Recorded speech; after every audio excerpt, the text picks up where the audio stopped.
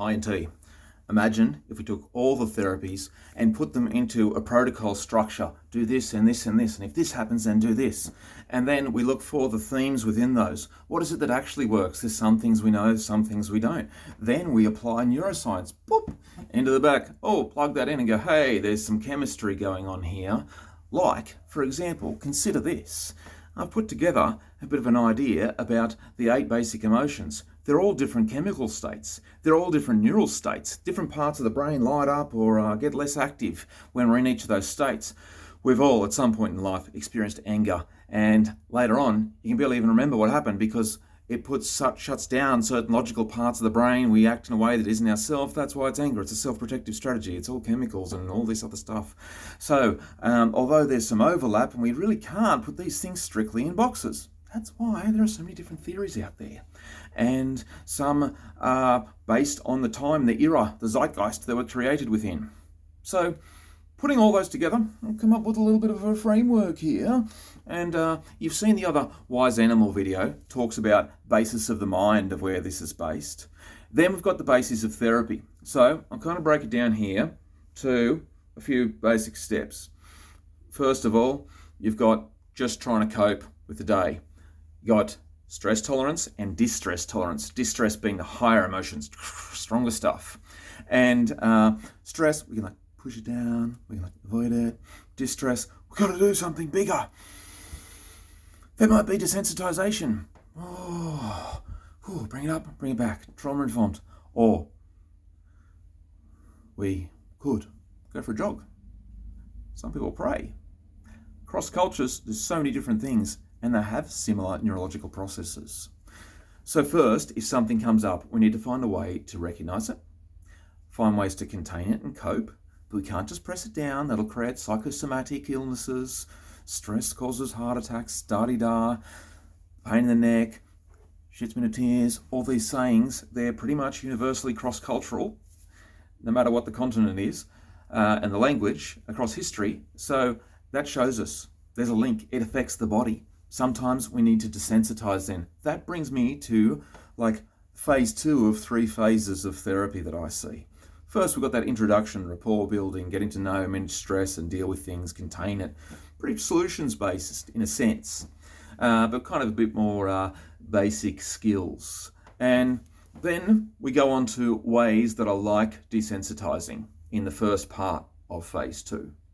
Whether that be talking about it repeatedly until our narrative can shift, section 2 of phase 2, and forming a new integrated solution that starts to evolve, or whatever other approach that is.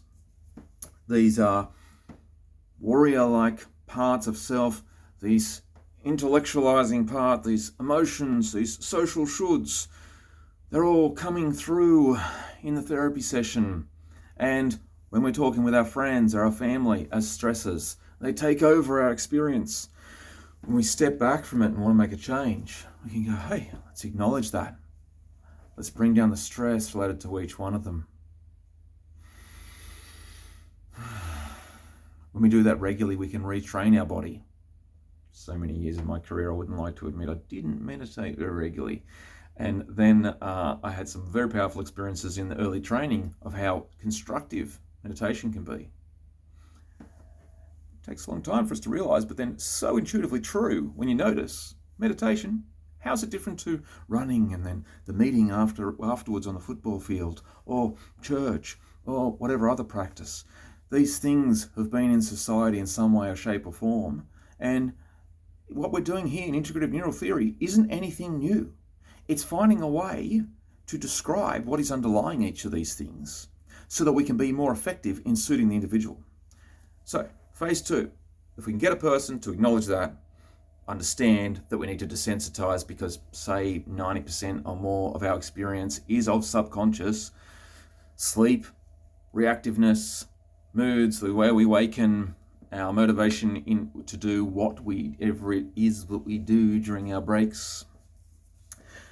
Then, once people can acknowledge that Yeah, we can tell ourselves we want to be a certain way, we can think a certain way, but why else do you come to therapy except for the fact that you've already logically got the answer, but the body doesn't know? And we need to train the body through desensitization, pairing, habit formation, whatever you want to call it. It's the same process. And I'm not here to make money by calling it a different label and making up a new thing. We're looking at commonalities, because then in the third phase, it's the application. A lot of people might talk about quitting a thing and they don't stop and blow it away until they start actually telling other people what their plan is. And then it becomes real. It becomes nuanced. It becomes part of their routine. So between sessions, this phase 3 needs to happen every time of practicing a new pattern. If you're with a friend and you come home from work and you've had a really bad day and you have a bit of a chat about it, then you've had stress where you've managed it. You've done some distress tolerance by talking about it. And you're trying to process it by chatting and find solutions. You're getting down to phase 3, solution hunting there.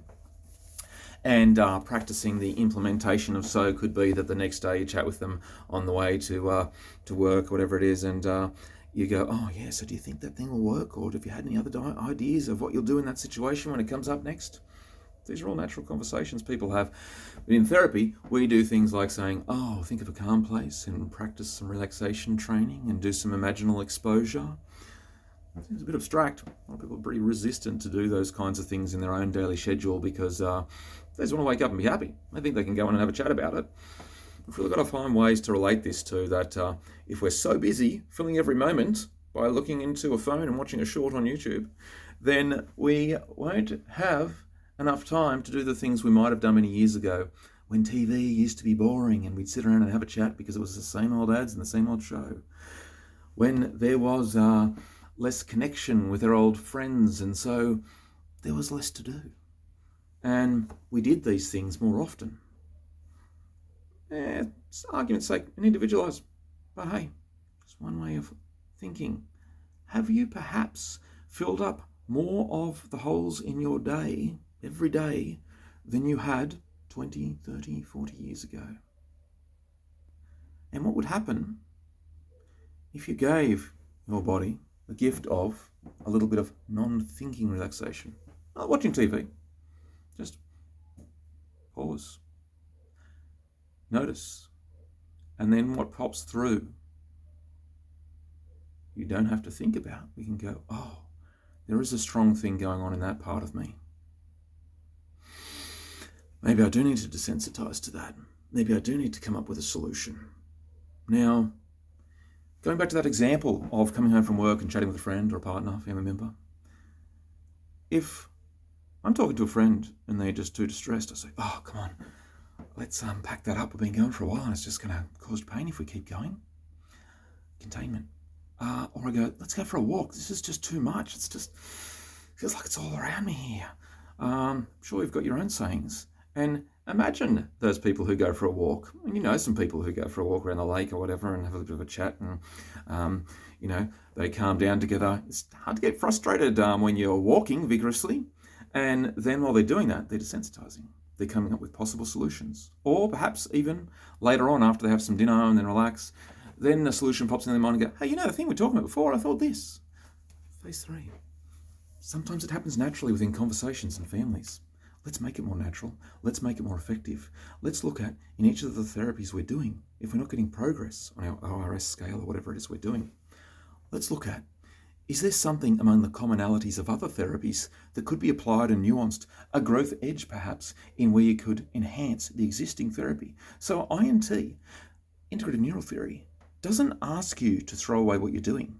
It asks us to work together to enhance all therapeutic engagements and personal life engagements to support our clients to the point that they perhaps won't need us anymore. That'd be lovely. See you on the next one, and please comment, like, subscribe.